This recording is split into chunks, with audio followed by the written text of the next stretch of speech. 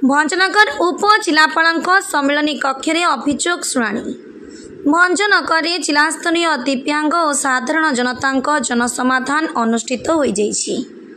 गंजाम जिलापाल दिव्य ज्योति परिडा, गंजाम आरक्षी अधीक्षक शुभेन्दु कुमार पात्र, भंजनगर उपजिलापाल उमाशंकर बेहेरा समुदाय 218 अभियोग पत्र ग्रहण करथिले।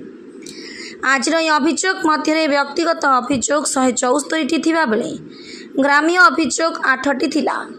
जिलापाल त्वरित 8 अभियोग फैसला करथिले। रेडक्रॉस रिलीफ पांठिरू जनकू 30,000 टंका हिसाब रे 3 जनकू 90,000 टंका और जनकू 10,000 टंका एवं अन्य जनकू 4,000 टंका मोट 1,04,000 टंका सहायता प्रदान करा जायथिला। भंजनगर अमरेंद्र कुमार पटनायक का रिपोर्ट, ओडिशा टुडे।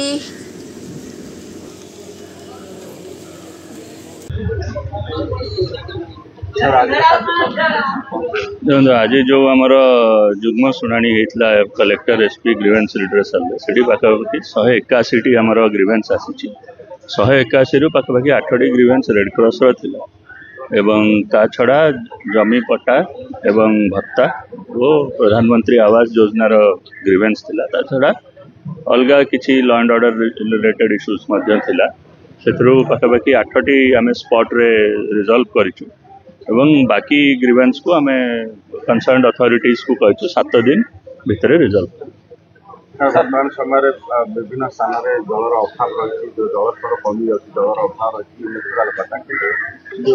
गोटे विपर्य समय प्रशासन पक्ष आउ कौन गोटे देखो आप जानते जे आम वर्षा बहुत कम हबार आमर जलस्तर चारिआडे कमी, स्पेशली आमर जो रिजर्वर रे भी जलस्तर कमी जाइए आखि आगे रखी आम गोटे बड़ अरेंजमेंट करूँ कि जोटी जोटी बोरवेल दरकार आम बोरवेल कर बहुत जगह बोरवेल माने फेल होची बिकॉज जलस्तर कमी जीवार। तो आम मोर देन 2000 आम बोरवेल एथरक प्लानिंग करचु एंटायर जिले में। ता छड़ा जोटी इमीडिएट रिक्वायरमेंट रोचे सेठी मध्य करचु, आउ जोटी बेसी पानी रो असुविधा रोची सेठी आमे टैंकर माध्यम रे मध्य पानी जोगान करूचु। बहुत लोग अभियोग रही